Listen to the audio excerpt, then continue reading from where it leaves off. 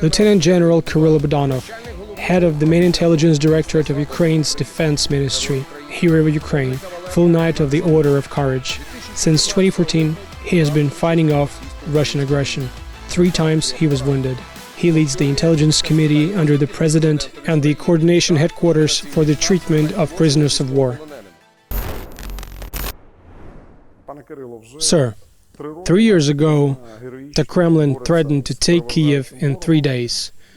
But Ukraine has been heroically fighting the overwhelming enemy force all the time, as our defense forces and the nation as a whole have put up exemplary resistance.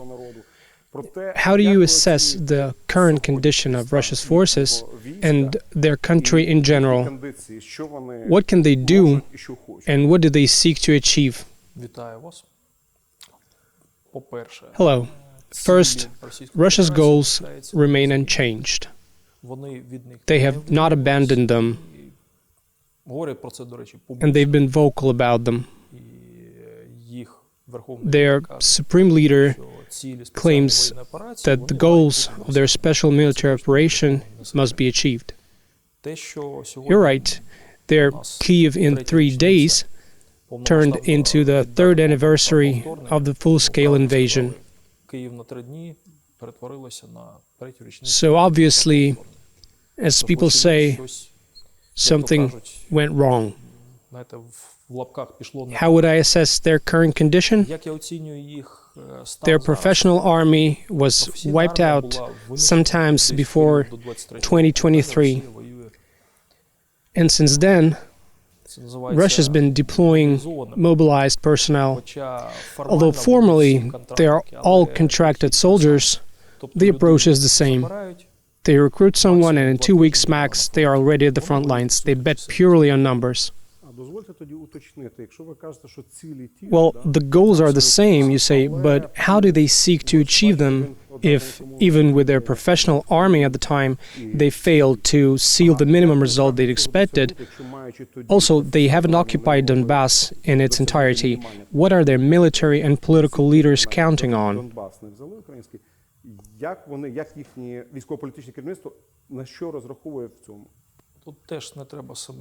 Well, we shouldn't deceive ourselves. Since 2022, it's been just a statement of fact. Just look at the war map we saw on February 21st, 2022, and the one we see today. To say that they haven't achieved anything would not be true. They're advancing, but this is absolutely not the pace that we're counting on. Indeed, we managed to hold them back in most areas, and in certain areas they permanently have gains. So they quite correctly understand that this war is a disaster for them, as it is for us too, but they do have capabilities to move forward. And for how long will those capabilities last? Still, it's quite costly in terms of manpower and hardware. This is a very costly war in general. A day of this war costs little below $1 billion for them. And that's a huge amount of money. As for manpower, again, we shouldn't deceive ourselves. The assessment is that Russia's mobilization potential resource will allow them to move forward. But the pace and casualty toll, yes, they can't just ignore it. So they do take this into account. If we talk about manpower potential, we see that North Korean units are being involved. Other foreigners from Central Asian and African countries are being separately recruited. And also Russia uses North Korean, Iranian weapons. There is a bare minimum of Iranian capabilities there. Now almost everything is North Korean. But given this all, would it be right to suggest that this is already World War III in progress, or perhaps it could be a prelude to it? This is a philosophical question. It depends on how you look at it. To me, the answer is yes. The absolute majority of the world's most powerful and developed nations are involved. It's a simple fact. I understand that your agency has some of the most powerful analytical units. So what kind of developments do you foresee, namely in terms of other centers of power getting involved, both from our side and especially from the enemy side? So you want to dig deeper here? Let's try. Let's start with the fact of them engaging North Korea. In fact, this is humiliating for the Russian Federation as someone almost claiming the role of a world power, or at least the world's second most powerful army. It is humiliating, but the realities are such that they were forced to do this. How the power poles will act is an interesting question. For the North Koreans, everything is fine here because they are the main beneficiary of this process. Their army is gaining combat experience that they haven't had since the 1950s. And their first combat use, after training in Russia, exposed that it was a total mess. They were definitely not ready for anything going down in the current realities. So now they will be returning and starting to retrain their army. That's one thing. Another thing is that they have life-tested their weapons in the fiercest battles. The most interesting fact that I suggest you dwell on is the use of North Korean KN-23 ballistic missiles. Their first launches showed low precision, with deviations from target ranging above 1.5 kilometers.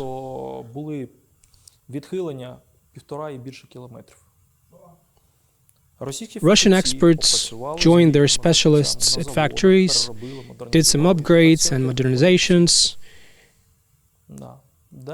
and now these missiles do hit their target. Also, the North Koreans learned what drones are. They'd never seen anything like that before. Now all of that knowledge will come back home, and they'll start re-equipping and retraining their forces. It's clear that a new threat will emerge for the Pacific region, because previously, when they fired somewhere towards the Sea of Japan, everyone would just be a bit nervous. Let's be honest, everyone understood that precision was low, quality was dubious, no one knew how it would work, but now tables have turned. And that's just a tiny aspect. And what else is there? Well, we can go across the world like that. Look at what's happening. Many say Russia is encroaching on Africa, etc. They've been trying to achieve their strategic goal to cut Africa west to east, or east to west, whatever you want to call it, to simply cut it so that everything moving there would have to go through them one way or another. To say that they're seeing no success wouldn't be true. Indeed, they're being confronted there. In several countries, their plans have been completely destroyed, but they keep trying. The African Corps hasn't completely ceased its operations. It's only been expanding. They were pushed out of Syria, but they're now settling in Libya. They proceed systemically. They might have some problems in Latin America. They shift towards Central Asia, trying to do things there. Even in Myanmar, there are Russians, precisely their military. So they're pretty much sticking with the paradigm pursued by the Soviet Union, right? Absolutely. Russia is not the Soviet Union, and the question is whether there will have enough resources to keep doing that. In fact, even the Soviet Union turned out to not have enough to get to the finish line, although they were moving quite confidently. And that's why Russia will try to restore its empire. And to this end, they need Russia, Belarus, and Ukraine. They have no other option. As for Belarus, they feel more or less comfortable, although, let's be honest, Belarus has taken indirect steps to somehow distance themselves from them, at least a little. That's despite the fact that they're absolutely Russia's ally. They are officially a union state. But Russia is still missing Ukraine here. Their economic capabilities, how strong is their economy now, and to what extent is it already facing issues? What crisis phenomena we could make use of? Issues have already emerged, but we shouldn't deceive ourselves. Even official data confirms that 41% of their spending is on defense. These are abnormal figures. Almost all social programs, healthcare, education were curtailed to keep this budget running. That is, the negative financial and economic impact on the Russian Federation is already tangible. But again, I'd say this, as long as there's oil, gas, metal, precious metals and stones, they will retain their balance. Let's get back to the start of the big war. In a recent interview, General Nayev said that on the eve of the big war, he hadn't seen any official information or documents on when and from where the enemy would kick off their offensive. How do you comment on this? I should remind you that somewhere around October 2021, I had an interview in the United States where I showed a scheme of how things would go down, what forces would be involved, and in what areas the attack would unfold. This information had already been made public by that time. See, if we made something public, it means it had definitely circulated everywhere before that moment. I'll remind you once again, it was October. You can look it up. It's out there in open sources. You said that on the eve of the war, you gathered in your office and prepared. And General Syrsky also noted that during the defense of Kyiv, the units of the main intelligence directorate played one of the key roles.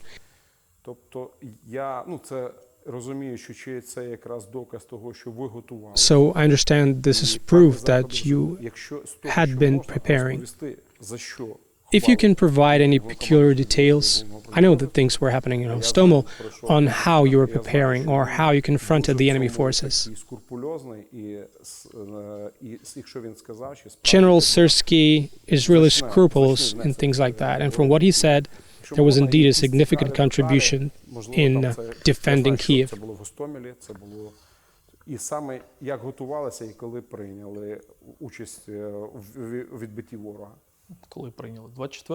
On February 24th, we did take up part. The answer is simple.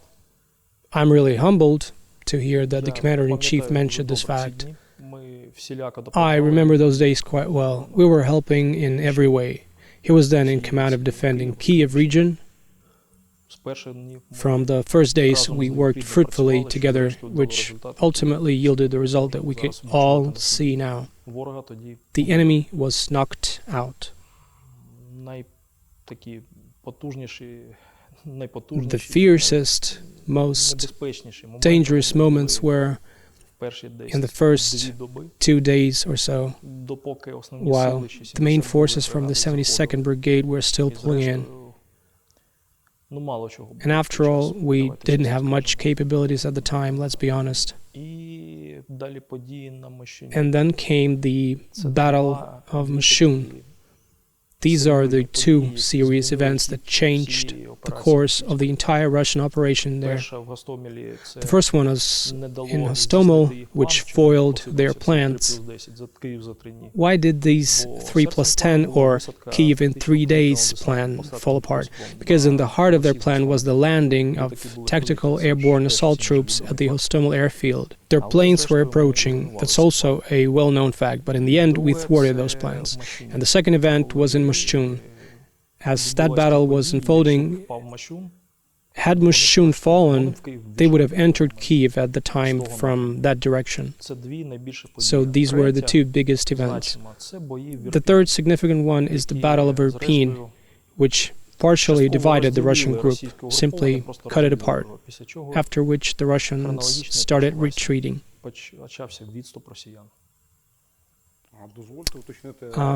About Hostomel, you said it was, yes, it was the heart of their operation, and in general, of the entire special military operation. It wasn't called a war, but an operation, because it was supposed to be completed in 3+10, so to speak. That is, no later than day 14, everything was supposed to be finished completely. Can I clarify what exactly was the role of your units in Hostomel? They met their morning there. But what has been done there? I understand that they were anticipating the attack, right? Well, certain groups were deployed there. People were deployed in other areas too, but that direction was critical for us. So we engaged in the first battles jointly with the National Guard units that were permanently deployed there. And at the end of the day, we created conditions under which the Russians could not land a single plane there. We did it together, all of us. Mr. Syrsky helped a lot with artillery support, as we had none of our own. It was thanks to the coordination and cooperation that was set up ad hoc on the rush. So on day one, we thwarted their landing effort. Everything else derives from that. And how have your unit's tactics changed over these 3 years? After all, a lot of innovation has been put in place. Those deep strikes, other things, and lots of awesome missions completed. All these deep strikes started from here. Innovation for us was that we created large units and divisions, something we hadn't had before. Because this was dictated by war we found ourselves in. That is, classic missions by Special Operations Forces no longer applied here. We needed larger elements, so that's what we did. Do you mean units like Kraken? Shaman, Artan, Kraken, Timur, and others are all large units. And how would you reflect on their performance? Was this a justified tactic? Absolutely. Since the enemy doesn't really wish to confront these guys, it means it's justified. It's hard to disagree. Which 3 best operations by the main intelligence directorate would you single out over the 3 years of the full-scale war?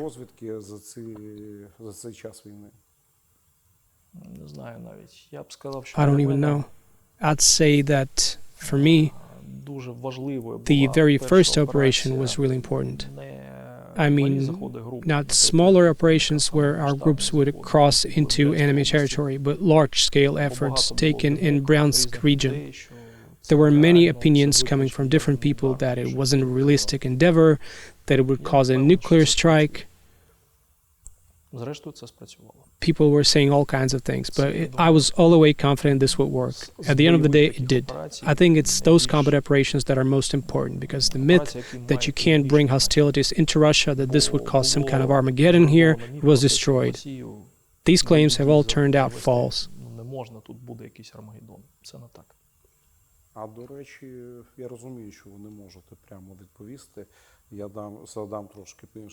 By the way, I understand that you probably cannot answer me directly, but I'll ask this.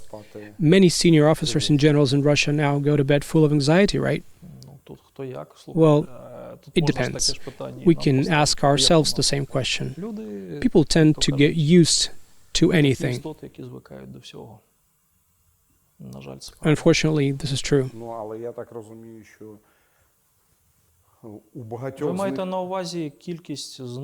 If we talk about the number of enemies eliminated, it's significant.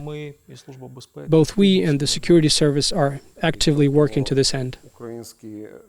That is, the Ukrainian people, those whose families suffered the most painful losses in this war, can be sure that many are working to make the enemy pay for the crimes committed. A lot of people are working on this. For example, the recent case where a criminal was eliminated, the one who brought great evil upon us, the commander of the Iskander missile division, who launched a strike. Remember the funeral ceremony in the village of Roza, where that strike killed nearly 50 and left over 100 injured. So, about a month ago, that guy was mysteriously blown up at his own unit. Evil always comes back to those who bring it to us. We were not the ones who initially brought evil, but we are to return it. Is there any data on how much it affects the enemy morale and mental condition? It always affects them, but any impact has a certain lifetime. A single incident will not affect your entire life.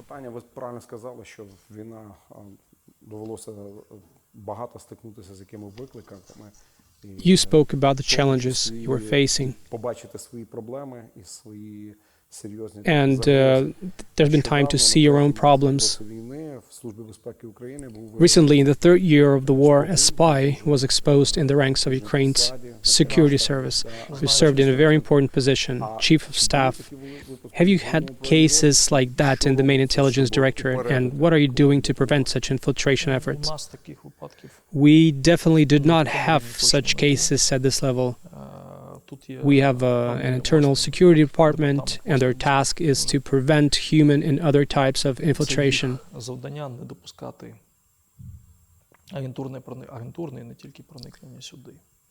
As for the case of the security service, I believe that this is a personal win for General Maluk.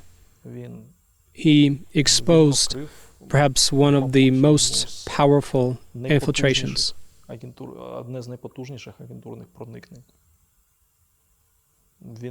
That was a great job. He's a professional. I mean, he personally. And what is your interaction like with the security service and the foreign intelligence service? Normal working relations. Besides, there is an intelligence committee, and within the framework of this committee, everyone works absolutely officially. Also, many events are held on a bilateral basis. That is, interaction helps create serious synergy in achieving goals. Yeah, many routine issues come up too. For example, an inquiry from the security service on a certain person. It is sent out to everyone, and everyone shares their data. This saves time, at least. If we talk about the enemy, there were many conversations, both before the war and during the war, about who influences Putin, who makes up his inner circle, who shapes his opinion, and who helps make decisions. What is the situation now? Has anything changed? Nothing has changed. The only thing is that Shoigu's role has fallen significantly. This is the only thing, despite the fact that Patrushev's role has not changed much. This is such an interesting moment. And what was the point of reassigning him then, and appointing him to some, not even secondary, but rather caricatured position? That's not true. The position of Secretary of National Security and Defense of the Russian Federation is a key position in Russia. Another question is what Shoigu was restricted to. Now, I was talking about Patrushev. You know, what's interesting, Patrushev's office is now located in the Kremlin, and before it was a different address. I'm saying everything is not as simple as it seems at first. Changes are overdue. They did what they did, but Shoigu did not become Patrushev. He cannot even appoint his own deputies. And what about the new Minister of Defense? How is he perceived by Putin himself, society, and the army? He performs well. He's perceived as a technocrat, that is, someone who deals with bureaucratic and organizational issues, etc. That is, after PR man Shoigu, who showed a lot like Potemkin villages. Well, here the work is more in the shadows, let's say. But does it yield results? You know, it does. Let's also be honest. It yields results. They were able to slightly reduce the level of embezzlement in the Russian army. They really were able to. It is there, but it has decreased. It comes more to the development, support of the Russian armed forces, etc. Well, that's what's on the surface.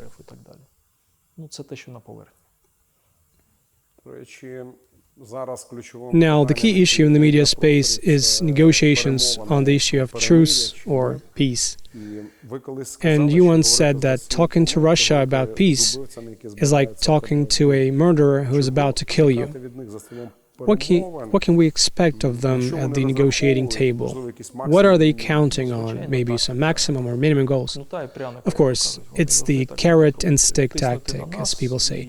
They will always do this, put pressure on us and offer various financially attractive things for other parties to take part in this. It's always been this way and nothing will change for them. Here's another question. Will it be a ceasefire or peace?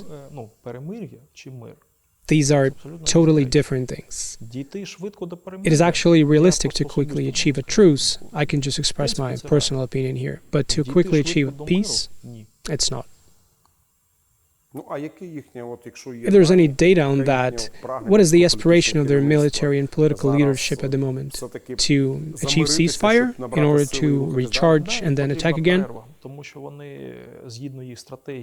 Yes, they need a respite because, according to their strategy, if they do not withdraw from this war by 2026, they will lose even a chance at achieving global leadership. They will only claim a maximum level of regional leadership, which they are absolutely not satisfied with.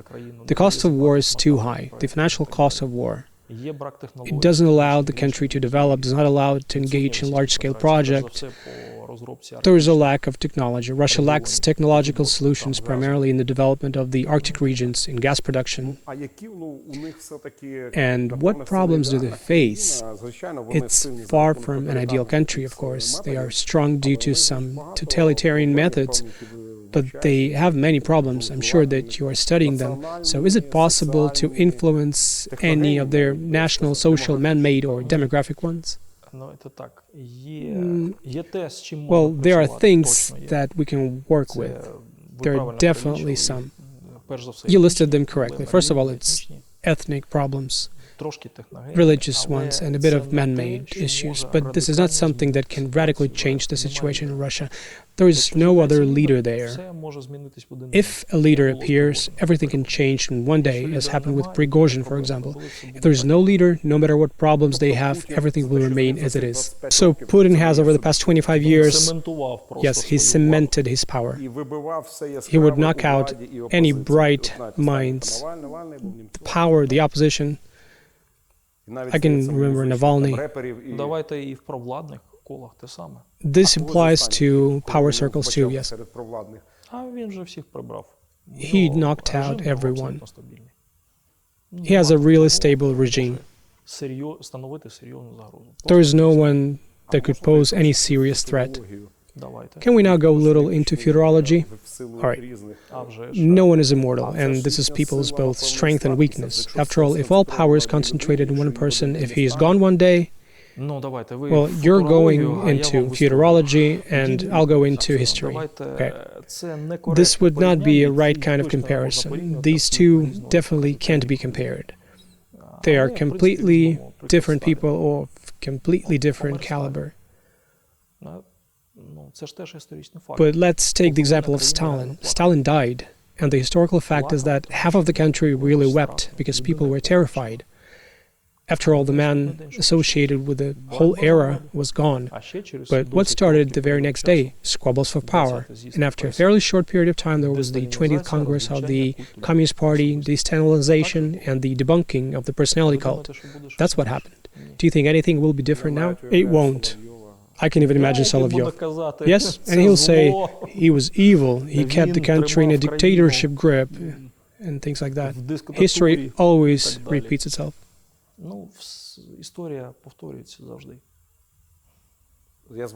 I agree. Now, let's move a bit toward more global issues. The change of the U.S. administration, in any case, is already changing the global order. How do you assess this could be reflected on security issues around the world, starting from the stability of Euro-Atlantic unity, We see Germany's Mertz's latest statements that Europe is focusing more on itself. We see the Middle East, where the new US president also promises to have a serious impact. I will generally refrain from answering your question, but I will offer a short comment.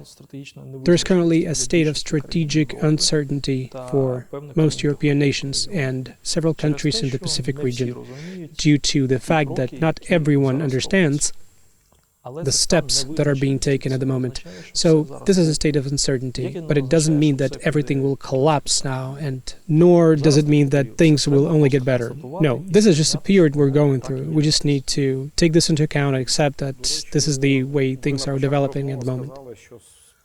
Earlier in our conversation, you mentioned North Koreans in the context of the Indo-Pacific region, Asia, the technologies that North Korea is testing and improving. This will pose a real problem. So they are returning, as you said, so indirectly, the issue is of great interest, at least probably for South Korea and Japan.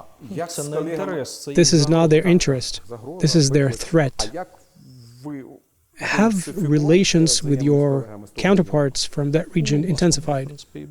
We had maintained such relations even before this all. We intensified them a little with South Korea when dispatches started. Yes, that is also obvious. We're happy to pass on to them intelligence on the North Korean engagement, and we have received something from them too. This is routine working process. Another painful question. You lead the coordination headquarters for the treatment of prisoners of war. Is there a chance within the framework of the trend that things seem to be heading towards some negotiations for an all-for-all exchange, including those who have been in captivity since 2014? Firstly, I hope it's the case. Secondly, we do bring back those who have been in captivity since 2014, albeit in very small batches, so you shouldn't miss this point either. I believe that we will bring everyone back, because any war always ends with people returning to both sides. Do not forget that no matter who they are, someone is also waiting for Russians to come back home. It's their families. The country perhaps not so much, but the families are. And are there some kind of taboos where the enemy flatly refuses to exchange someone? There are not taboos, but there are problem categories that emerged due to our information wars. You know, in any information war, there are pros and cons. Certain cons of these efforts are that some high-profile categories have become problematic for both their and our sides. We have also greatly highlighted all the Chechens and the like, although they're pretty much shepherds from the hills. Who cares about them anyway? But our society struggles to cope with things like that. For them, the sharp issue is that of the Azov regiment, the Marines, and in general everything related to Mariupol. For us, the most vivid example is the Chechens. Is it true that Kadyrov somehow influences these exchange efforts so that his people are put on the top of the swap list? No, this is not. So, is it just him bragging in the media space? Yes. As if I can bring back anyone. It's just a simple question. You should just look at the stats. You are right about the information wars and information security. You have a powerful strategic communications unit in place, and you personally communicate in a rather unconventional way. Have you already analyzed this experience? How do you manage to effectively counter Russian propaganda? Can you outsmart it? Sometimes it works, sometimes it doesn't. I'd say this: we may suffer defeats, but we may also achieve gains. I think everyone would understand this. An example of our nationwide not yet a win, let's phrase it diplomatically, is the massive disinformation campaign that they have launched to undermine our military mobilization. Let's admit, this is a serious campaign that has an impact on our people's minds. But again, let's get back to the roots. It's a special information operation, a psyop. Just think about it. Perhaps 1 or 2 rogue incidents occur in a week, but when you look across the internet, it seems that at least 100 of them occur on a daily basis. This is an example of a professional psychological operation to mess up people's minds. So, this is an old Soviet school now armed with the new trends like social media. Yes. By the way, that old school is perfectly fine. I don't share the opinion of many that everything old should be destroyed and then we have to come up with something new. This is not the case here. That toolkit still works. I think he also professed the principle that whatever works should just be improved, only improved, and in no case destroyed or reformed, etc. By the way, let me continue on the topic of destabilization. Now, in addition to the issue of military draft offices, there are rumors that Russia seeks to undermine our domestic political situation. What do you mean by seeks? It's already happening, let's also admit that. Here, many factors play their role, but they had started this systemic work back in the fall of 2023. This is a plot to sow public distrust in our authorities.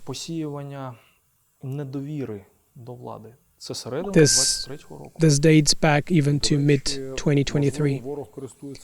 By the way, perhaps the enemy is taking advantage of the public distress in the third year of the big war. Even some stress-resistant people are struggling.